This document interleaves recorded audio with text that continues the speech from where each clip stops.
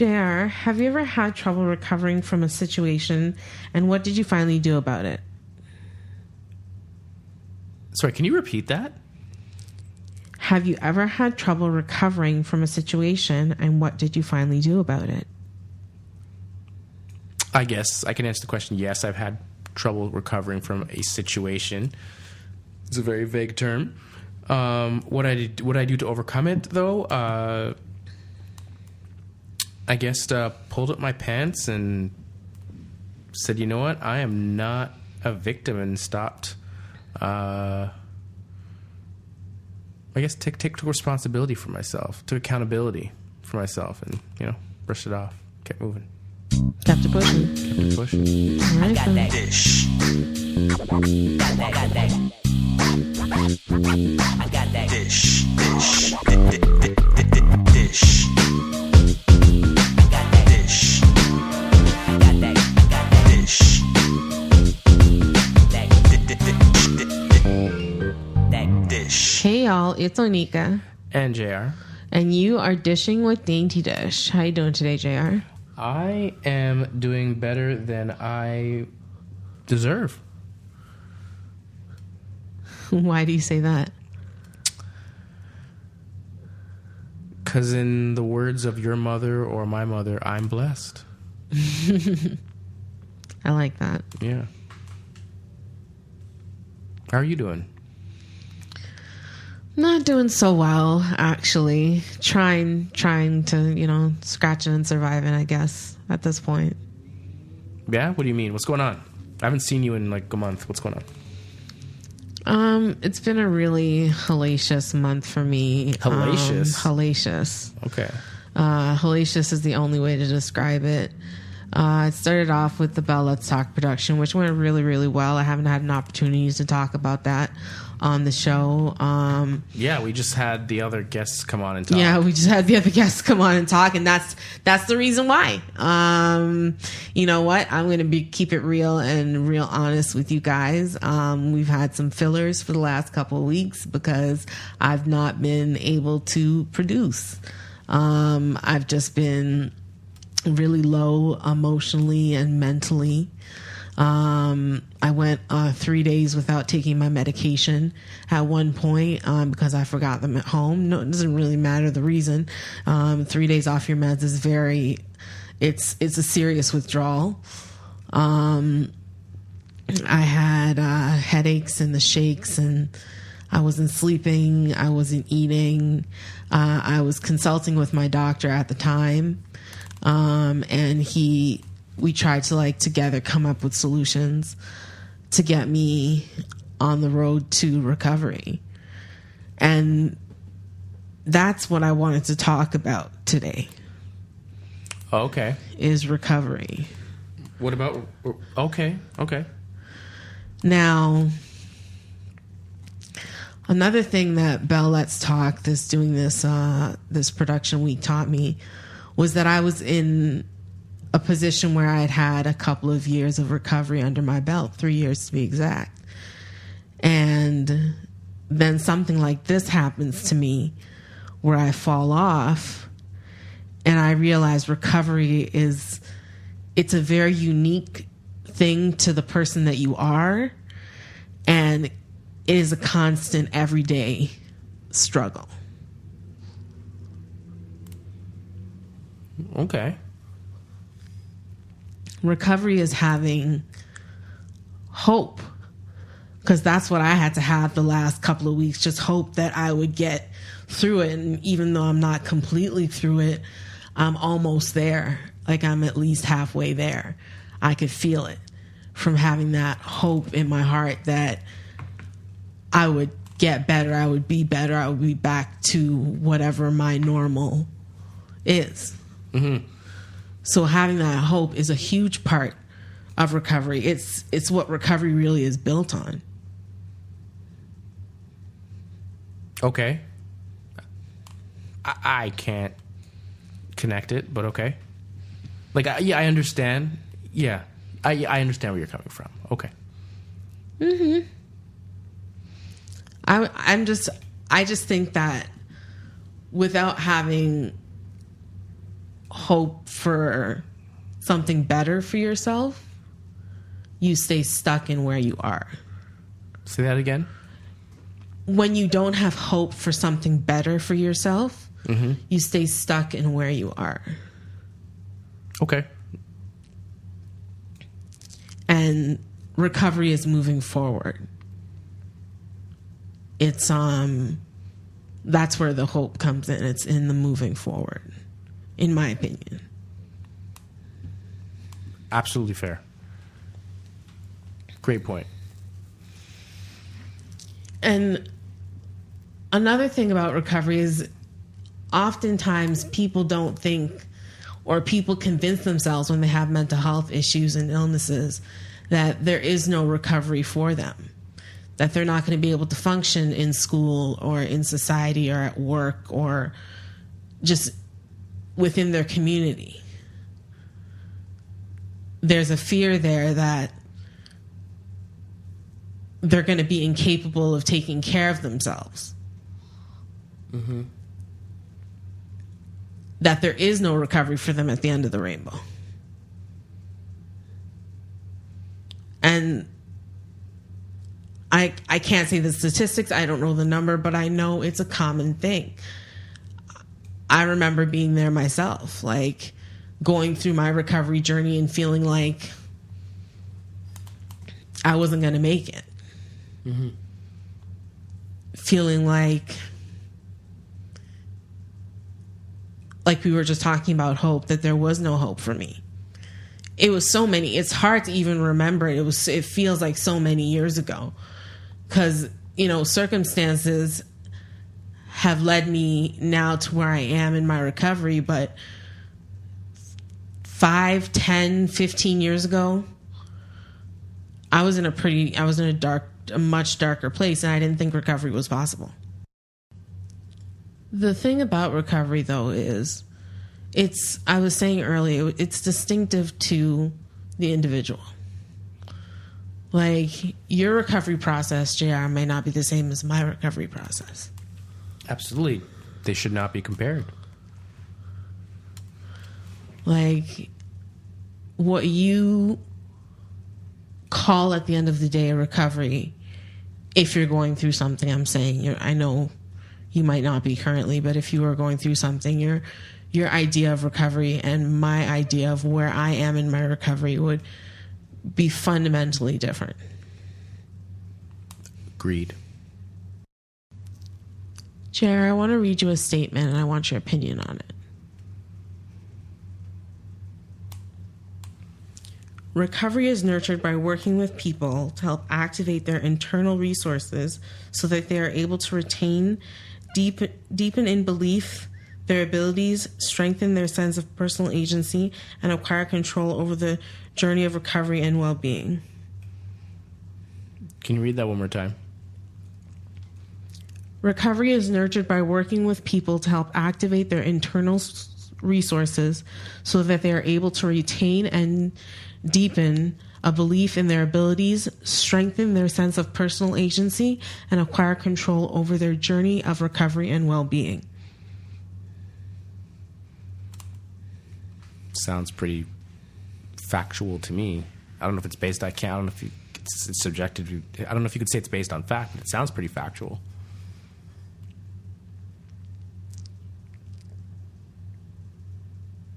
So, what do you think about it? I said it sounds pretty factual. What, like, I don't know. What would you like me to say? It sounds like it's based on fact, but it's subjective. So, but it still sounds factual. Like, I could agree with it. Okay. What did you think I was going to say? What about the idea that recovery is based on setbacks and mistakes?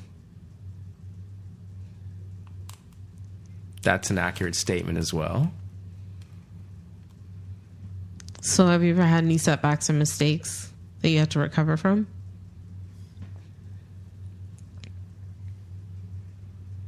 Yeah.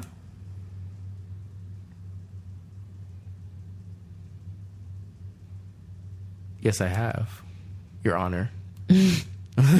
What's going on here? Do you want to share any of them with us? No, not really. Okay, fair enough. Yeah. I guess some setbacks in my recovery that I've had have to be being non-compliant with my medication for so many years. That was a big thing for me. I just did not want to take my meds. I thought that I was doing the right thing for myself, and I would constantly go on and off of them, and it hampered my recovery process. Mm-hmm. It was very detrimental to my recovery, and now I have a system that works for me, and when things like going off my meds for a couple of days happen, at least I have a team of people that are there for me to support me in my journey back to recovery. And all that really is to say that I think the key here is self-determination, self-management, and self-responsibility. So for me, I'm determined to stay well. I'm determined to get back to where I was 2 months ago. You know, my personal responsibility is doing things to take care of myself. Taking responsibility for my actions when it comes to my mental health. That is key. Doing things like seeing my psychologist and my psychiatrist and my social worker on a regular basis. That's all personal responsibility. And self-management, again, the key to that, I would say, is definitely taking my medication. Managing my meds. When I know something is wrong, talking to my psychiatrist to make adjustments, to do blood work, or whatever is necessary to get me back on track. Mm-hmm. Those things are absolutely key. So I would say those are self-determination, self-management, and personal responsibility, 3 key things for recovery. I wanted to talk a little bit about the stigma and discrimination when it comes to recovery. And tell me if you agree or disagree, of course, but things like affordable housing for people with mental health issues, things like income and disability support actually doing what they say they're going to do for people with mental health issues, the underfunding in the mental health care system, all contribute to difficulty when it comes to people gaining recovery. I don't know what you're asking me. I don't understand. Like, you're asking me if I agree with the lack of funding or the funding of mental... Like, I'm not sure what you're asking me to pose as, like, an opinion on. The lack of funding for mental health care. Okay. The lack of affordable housing. And the misuse of income and disability services. Well, I think the idea that there's a lack of funding is relative, because you could say there's a lack of funding for every cause, for every situation out there. We could say there's a lack of funding for education for youth. We could say that kids shouldn't be paying for university, and we could say that there's a lack of funding for mental health patients and addiction patients. We can say there's a lack of funding for animal shelters. We can say there's a lack of funding for prisons. We could say there's a lack of funding across the board for every single scenario and situation. So, do I think there's a lack of funding? Possibly. Where can we get funding for it? No idea. I don't have a solution. So, yeah, I don't have a solution. So I think that's just, like, to ask me that type of question. I just, I mean, it's all relative. It's what hits home for you. Like, okay, I have vitiligo, which represents 1% of the population. So, you know, can I be upset when there is very little research done on the disorder? Can I be upset when they're spending more money on cancer research? No, because, you know, realistically, cancer affects more people. Like, and I know the stats that, you know, 1 in 5 Canadians has experiences with mental illness and addiction, and by the time a person reaches the age of 40, 1 in 2 have had a mental illness. Like, I know the stats. Yes, great, can't dispute them. But I don't know. It's all subjected to the individual and what you hold dear. Like, you might hold dear mental health. Someone else might hold dear. I hate to use this comparison, so I think of like animal rights, and they might want all the extra funds going towards animal rights instead of mental health, right? And you can't fault them for that, because one of the things is what they hold dear to them, right? No, we're here to really bring awareness to mental health. So from that vantage point, yeah, we're going to say there's a lack of funding. Right? And that's why we do things like this to bring attention to it, to bring awareness to it, which is why you were part of the Bell Let's Talk, and which is a great experience. Unfortunately, you didn't manage it well, but still a great experience to bring awareness, to try and bring more funding and research, right? So I don't know. I think it's a loaded question. Okay.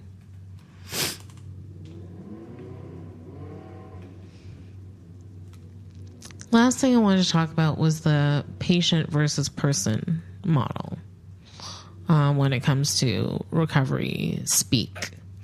I'm not sure what it means. You don't have to define that for me. So when you're a patient, they still see you as fundamentally the other, or someone who's potentially damaged. And what's wrong with that? We're trying to veer away from that model into the person model, where you're seen as someone who's trying to better their life and move forward in their recovery. As opposed to the older model that sees you as a patient. As a patient. Who is the victim of a illness? I'm truly trying to understand what you're somewhat, that does make sense. It's just when you're a patient, you're more seen, like you said, as a victim. I don't necessarily think it's a victim, but I'm just like I'm questioning. I don't know what you mean. Like I don't know the difference between a person and a patient, because to me they're one and the same. If something is being overseen by someone who has a medical designation, you are a patient. The same way. But not just. Sorry, go ahead. I'm just saying, but as words, the words. Like, I mean, we are all people. You are always a person. You are a human, and at a particular time, you're a patient. So I'm trying to understand why we're moving away from that, and what is the difference. So when you're being seen as a patient, when you have a mental health condition, it's almost like being seen as your diagnosis, right? You want to move away from those labels into something more positive and something that says you're moving forward in life, where it's the person model. So you're seen as a person instead of simply a patient. Patient it has a negative connotation to it. Okay, I understand what you're saying. I'm a little confused, though, just simply because in order to, this is just my logic. In order to recover or get better at something, you have to understand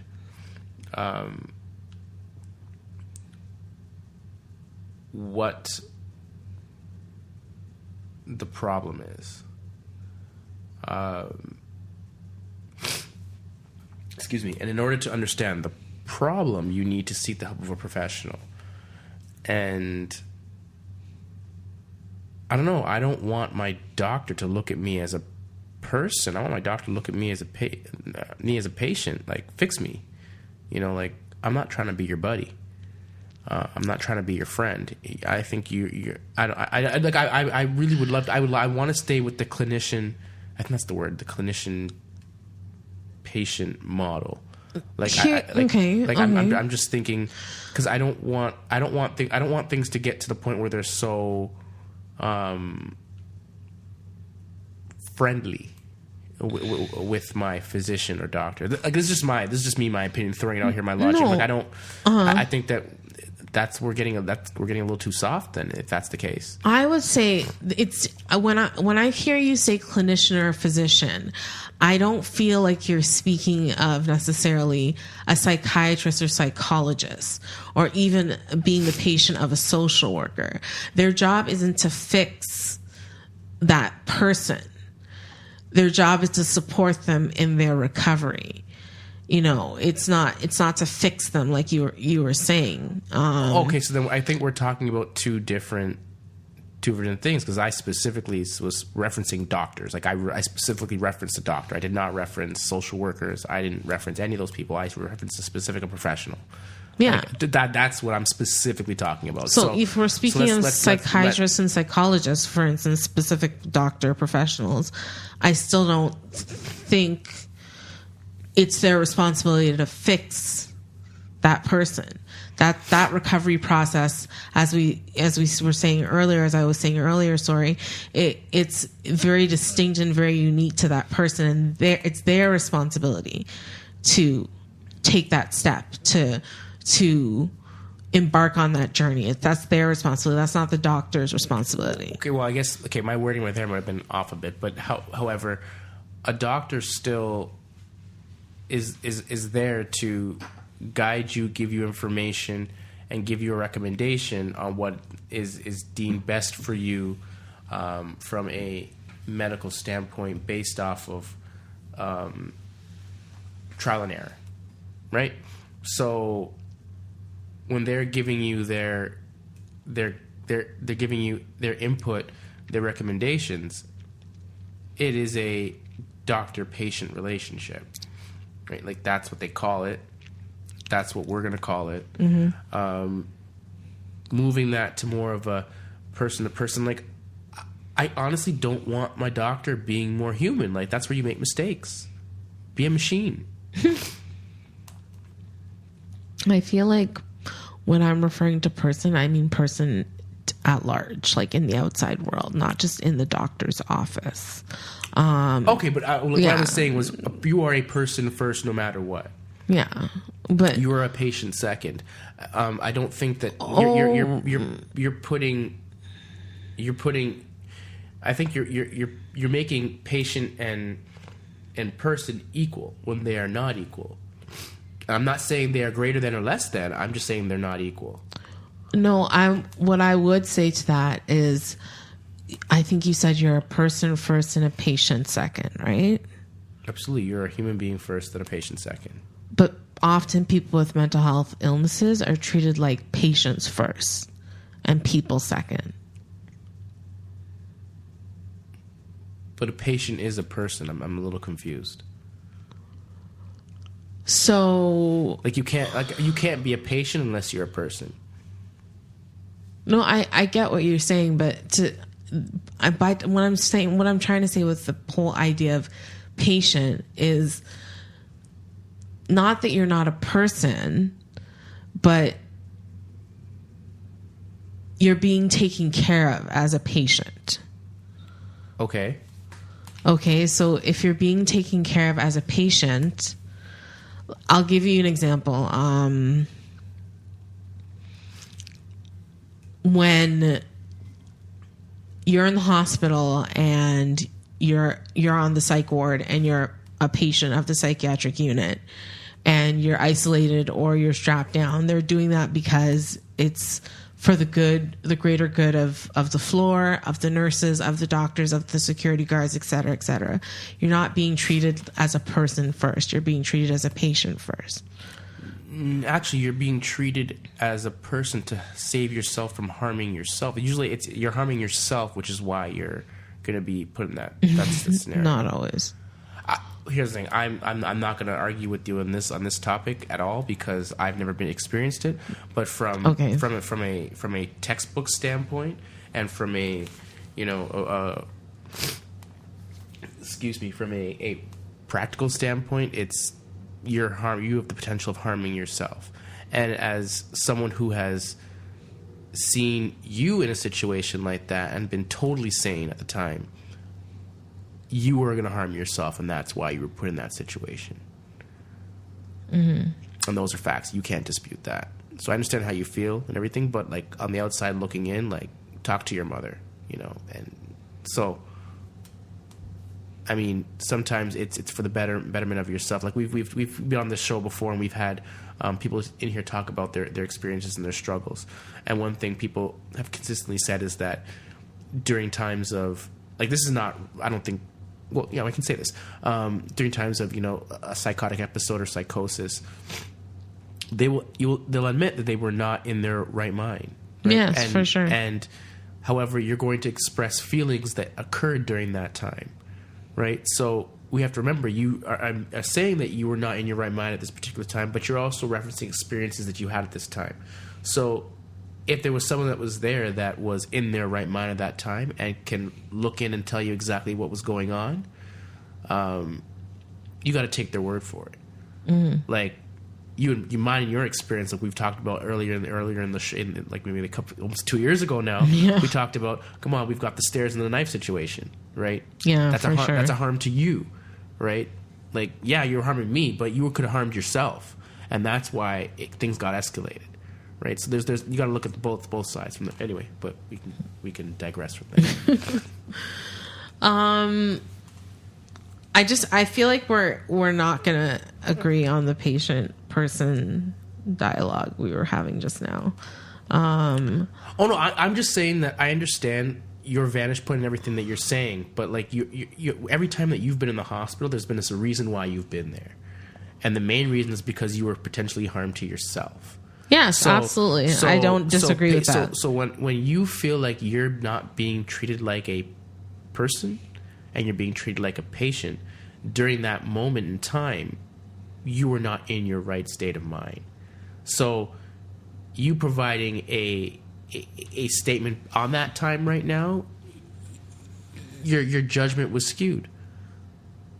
So I'm just saying, from the outside looking in, you were treated like a person that was not in control of their actions at the time, and someone else took the responsibility of taking over your personal decisions. Okay. I'm not disagreeing with what you're saying. Yeah. I'm just going to add something to that. Absolutely. Hey, I'm here to learn. I'm going to talk about the shift from when I felt like I stopped feeling like a patient and I started feeling like a person. Okay. Because even though I still go to see doctors and I see the psychiatrists, the psychologists, etc., I'm still, I would still be considered quote unquote a patient. But the experience for me was when I met my social worker, and he said to me that I would be in charge of my own care. He looked at me and he basically said, we're gonna support you. The team is gonna support you. This is who the team is made up of, and the team will support you. But your recovery is in your hands, and it's gonna be up to you to take care of my recovery. And but prior to that, as a patient, I just been told what to do. Like, just tell me what to do and I'll do it. And to have that control given to me, and to say that it was going to be in my hands, my recovery, that was a huge thing that went towards where I am now in my recovery. Okay, so I will add to what you said. Now, you said there was a moment in time during your recovery where you stopped feeling like a patient and started feeling more like a person.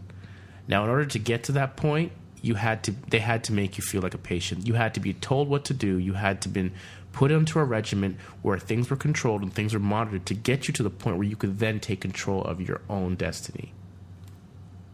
Facts. Okay. Facts. All right. So you needed to be a patient before you could be a person.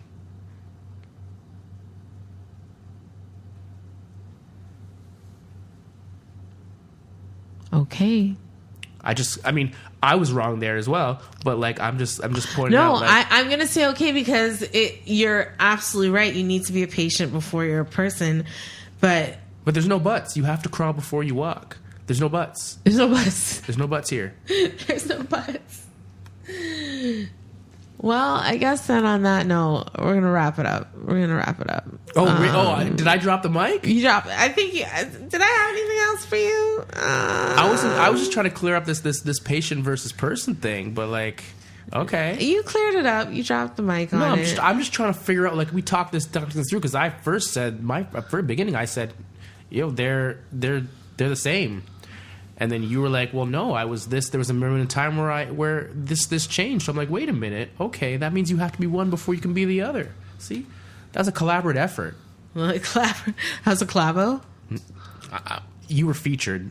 I was a feature? I was the main artist. Whatever. Yeah. Anyways, if you guys want to weigh in on the patient person argument, Jared, tell them how they can reach me. Yeah, definitely. If you've got something to say, I don't really want to hear it, but Onika might. So you can reach Onika at Dysh, DYSH, at daintydysh.com. That's DAINTYDYSH.com. I'm just kidding. I'd love to hear from you. Truly appreciate it. Actually, the emails that you guys have been sending in have been a blessing. We are not going to read them on the air because, unless you say you want them to read on the air, then I guess Onika will start reading them. But until then, we'll just keep them. Thank you for the support. If you're listening to us on Apple Podcasts, give us a 5. You deserve a 5. Please subscribe. If you're listening to us on YouTube or SoundCloud, please subscribe. Give us a like. Thank you so much for the feedback. We truly appreciate it. That is it for me. All right. Well, that has been the dish of the day, and I hope y'all have yourselves a very, very, very happy hump day.